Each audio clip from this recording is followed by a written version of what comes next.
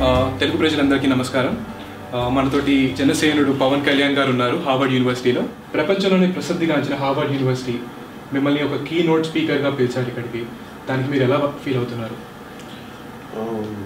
ఇది చాలా quiet honour.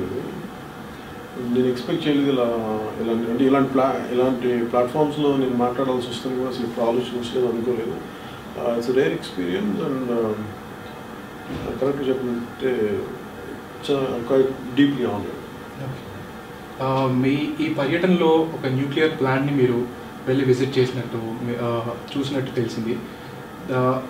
Especially nuclear plants మీద ఎందుకు ఫోకస్ చేస్తున్నాను దాని గురించి మన ప్రజలకి ఏమైనా చెప్పగలుగుతారు? అంటే దానికి రీజన్ కూడా ఏంటంటే, మనకి శ్రీకాకుళంలో వరుసగా వెస్టింగ్ హౌస్ అనేది మనకి గవర్నమెంట్, స్టేట్ గవర్నమెంట్ ఒక ఎంఓయూ చేసుకుంది. అంటే నాకు చాలా మామూలు కంప్లైంట్స్ వచ్చినాయి, మాకు ప్రాబ్లమ్స్ ఉంటే మీరు మాట్లాడాలంటే. నాకేంటంటే ఏ సబ్జెక్ట్ మీదైనా సరే మాట్లాడాలంటే కొంత అవగాహన చేసుకున్న తర్వాత మాట్లాడగలను, కానీ అవగాహన లేకుండా దాని గురించి ఎంత మాట్లాడితే ఉంటుందో నాకు తెలియదు. అందుకని అవగాహన కోసం నేను అన్ని విజిట్ చేశాను. అలాగే రెన్యూబుల్ ఎనర్జీస్ అంటే గ్రీన్ ఎనర్జీస్ మన పాటుపడే వాళ్ళతో అలాంటి మనుషులతో కలిసాను, ప్రొఫెసర్స్తో కలిసాను. న్యూక్లియర్ యూనివర్సిటీ న్యూక్లియర్ ప్లాంట్కి వెళ్ళాను. సో అసలు బేసిక్ ఫంక్షనింగ్ ఏంటి, దాంట్లో ఉన్న లోటుపాట్లు ఏంటి, వాళ్ళు ఎంతవరకు అచీవ్ చేశారు, వాళ్ళు ఒక ప్లాంట్ షట్ డౌన్ చేశారు, అది ఎందుకు షట్ డౌన్ చేశారు అంటే అసలు అంటే 2 ప్లాంట్స్ అన్నారు. ముందు ఒకటే ప్లాంట్ యాక్టివ్ ఉంది, 2వ ప్లాంట్ ఎందుకు యాక్టివ్ లేదు అని ఒక ఎక్స్పీరియన్స్. అది అంటే అర్థం చేసుకోవడం, పరిస్థితిని అర్థం చేసుకోవడం పనిచేస్తాం. మన తెలుగు ఎన్ఆర్ఐలు రాష్ట్ర అభివృద్ధికి చాలామంది ముందుకు వచ్చి మేము జనసేనలో పనిచేస్తాము, మేము జనసేనతో నడుస్తాము, జనసేనుడితోనే ఉంటాము అంటున్నారు. దానికి మీరు ఎలా స్పందిస్తారు? అంటే వాళ్ళకి నేను ఒక రైట్ ఎన్ఆర్ఐ ప్లాట్ఫామ్ క్రియేట్ చేస్తాను. ఓకే. కాకపోతే ముందు నేను ఒక వెళ్ళి ఇండియాకి వెళ్ళిన తర్వాత అన్ని ఆలోచించి ఒక ఎన్ఆర్ఐ ప్లాట్ఫామ్ క్రియేట్ చేసి ఎవరెవరికి ఏ ఫీల్డ్స్లో అవగాహన ఉందో, వాళ్ళు ఎంత పని చేయగలరో, వాళ్ళు నాకు ఒకసారి ఆన్లైన్లో పని చేయొచ్చు, ఇంకోసారి కొంతమంది ఒక 10 రోజులు ఇచ్చి రావచ్చు. ఆ చాయిసెస్ అన్నీ ఒకసారి అర్థం చేసుకుని వాళ్ళకి ఆ ఎన్ఆర్ఐ ప్లాట్ఫామ్ క్రియేట్ చేసిన తర్వాత ఇప్పుడు మన భారతదేశంలో ఉన్న కుల మత భేదాలని మీరు ఎలా అరికట్టాలనుకుంటున్నారు? వీటిని అరికట్టలేదు. ఎప్పుడు కులాలని మతాలని డివిజివ్నెస్ అనేది ఒక మనిషి ఒక మానసిక ప్రవృత్తి, అది సృష్టిలోనే ఉంటుంది, మనం ఎవరు ఏం చేయలేం. కాకపోతే ఏంటంటే అది ఒక పరిమితి స్థాయిలోనే ఉండాలి తప్ప అది మరీ మనకి అభివృద్ధికి ఆటంకం కలిగించేలా ఉండకూడదు. అభివృద్ధికి ఆటంకం కలిగించినంత వరకు దాన్ని ఎప్పుడు కొంచెం వెనక్కి తోస్తాను. అందుకని కంప్లీట్గా నిర్మూలించడం అనేది అది మనిషి ప్రవృత్తిలోనే. ఇప్పుడు మన ఈ ప్రజెంట్ కల్చర్లో ఉన్న చాలా పొలిటికల్ పార్టీస్ పవర్ కోసమే పనిచేస్తున్నాయి అంటున్నారు జనాలు. దాన్ని ఎలా స్పందిస్తారు? అంటే యాక్చువల్లీ ఎవరైనా సరే ముందు వచ్చినప్పుడు చాలా అందరం చెప్పలేక అసలు ఏ పార్టీ పెట్టే కానీ చాలా ఉన్నతమైన ఆశయాలతో పెట్టారు ఎవరైతే ఫౌండర్స్ ఎవరైతే ఉంటారో. తర్వాత ఎక్కడో డైల్యూట్ అయిపోద్ది. ఇంకా అయిపోయాక మీరు ఆ పవర్లో ఎవరు కూర్చోవాలి, దాంట్లో ఎలా హ్యాండిల్ చేయాలి, దాంట్లో పవర్ గేమ్ అయిపోద్ది తప్ప నిజంగా చేయాలి అంటే, నిస్వార్థంగా చేయాలంటే చాలా చేయొచ్చు. అంత పాసిబిలిటీస్ ఉంది. పవర్ గేమ్లో ఉంది ఖచ్చితంగా. అది ఒక ఆపర్చునిస్టిక్, అది మనం శాపం, ఇది మన కర్మ అని కాకుండా ఎంతో కొంత మన ప్రయత్నంతో చేయగలం అనేది నా ఉద్దేశం. జనసేన వరకు నేను చేస్తాను. మన దేశంలో యూత్ చాలా ఉన్నారు.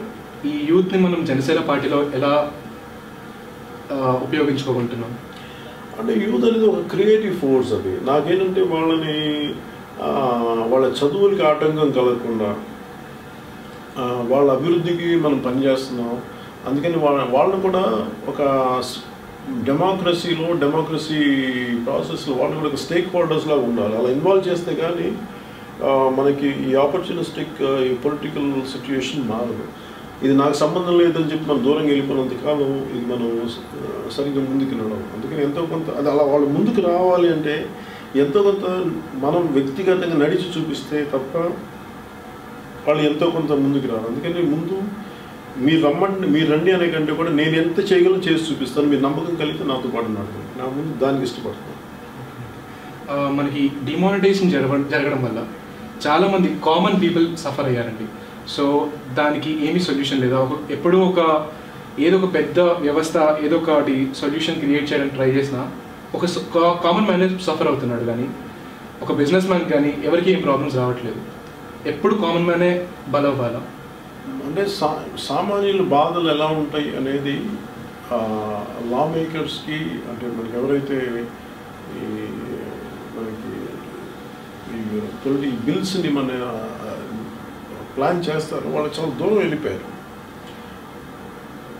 హెర్నాండో డిసోటో అని మన పెరువియన్ ఎకానమిస్ట్ అని ఏం చెప్తారంటే, మీకు ప్రజల సమస్యలు మీకు అర్థం కావాలి, దాని మీద మీకు బిల్స్ క్రియేట్ చేయాలంటే ఒక డెంటిస్టు ఒక పేషెంట్ దగ్గరికి వెళ్ళి డెంటిస్ట్ అడగాలి నొప్పి ఎక్కడ ఉంది అంటే అప్పుడు ట్రీట్ చేయగలరు, కానీ అతను ఏదో ఊహించుకొని అక్కడ వీడికి పలానా చోట పెయిన్ ఉందని చెప్పి ఇలా చేయకూడదని చెప్పి ఆయన హెర్నాండో డిసోటో అంటాడు. అలాగే మనం ఒక బిల్కి సపోజ్ ఫర్ ఎగ్జాంపుల్ డిమానిటైజేషన్ చేస్తున్నాం అనుకున్నప్పుడు దాని మీద ఒక తరో ఎక్సర్సైజ్ చేయకుండా ఉడకకుండా గబుక్కుని ఆలోచించేసి ఇంకోటి ఏదో జరిగిపోతాం చేయటం వల్ల వచ్చే అనర్థాలు ఎక్కువ ఉంటాయి. ఈ అనర్థాలకి ఎవరు ఫస్ట్ భయపడతారంటే ఎవరైతే ఈ పిరమిడ్లో ఇవి మన కంట్రీ పిరమిడ్ ఎవరైతే లోయర్ స్ట్రాటా ఉంటారో వాళ్ళు ఎఫెక్ట్ అవుతారు. కాకపోతే వాళ్ళ అరుపు ఎవరికి వినిపించదు, వాళ్ళ బాధలు ఎవరికి వినిపించవు. అందరూ ఏంటంటే నాకు బాగానే ఉంది కదా చెప్పి లేదు సార్. నాకు జనసేన విధానం ఏంటంటే అలాంటి వాళ్ళ బాధల్ని లైమ్ లైట్లోకి తీసుకొచ్చి చెప్తే తప్ప వీళ్ళకి అర్థం కాదు అనేది తెలుసా. ఇప్పటికి ఈ మార్చ్ 14కి జనసేన స్థాపించి 3 ఏళ్ళు కంప్లీట్ అవుతుందండి. ఈ 3 ఏళ్ల గ్యాప్లో మనం జనసేన తరపున చాలా మందికి చాలా ప్రాబ్లమ్స్ని ప్రభుత్వానికి ఎత్తి చూపాము. ఈ ప్రాబ్లమ్స్ ఎంతవరకు సాల్వ్ అయినాయని మీరు అనుకుంటున్నారు? ఇవి సాల్వ్ అవుతాయని కంటే కూడా అట్లీస్ట్ అడ్రస్ చేయగలుగుతున్నాం. ఎంతో కొంత యంత్రాంగం ప్రభుత్వాలు కొంత స్పందిస్తున్నాయి. మనం అందుకు సంతోషించాలి, కానీ సంపూర్ణంగా అనేది మనకి టైం వస్తుంది. ఈ ఉద్దేశం కిడ్నీ ప్రాబ్లంకి మన ఎన్ఆర్ఐస్ ఎలా సహాయపడగలుగుతారా? అంటే ఎవరి ప్రయత్నం వాళ్ళు చేస్తున్నారు. కాకపోతే అందరం కలిపి సమిష్టికి కాకపోతే ఏంటంటే దీని దృష్టి మటుకు మా ప్రభుత్వం మర్చిపోకుండా నిరంతరం దాన్ని గుర్తు చేస్తూ ఉండాలి. ఎవరో ఒకళ్ళు ఎంతో కొంత దాని మీద పనిచేస్తూనే ఉంటారు.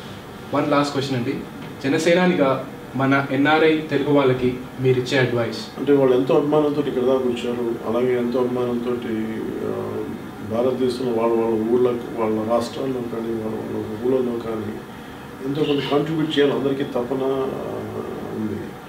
అలాంటి తపనకి జనసేన తరఫున అలాగే మిగతా పార్టీ తరఫున అంటుంది ఎంతో కొంత అంటే వాళ్ళ కృషికి ఒక రైట్ డైరెక్షన్ ఇచ్చేలాగా పనిచేయాలని అనుకుంటున్నాను.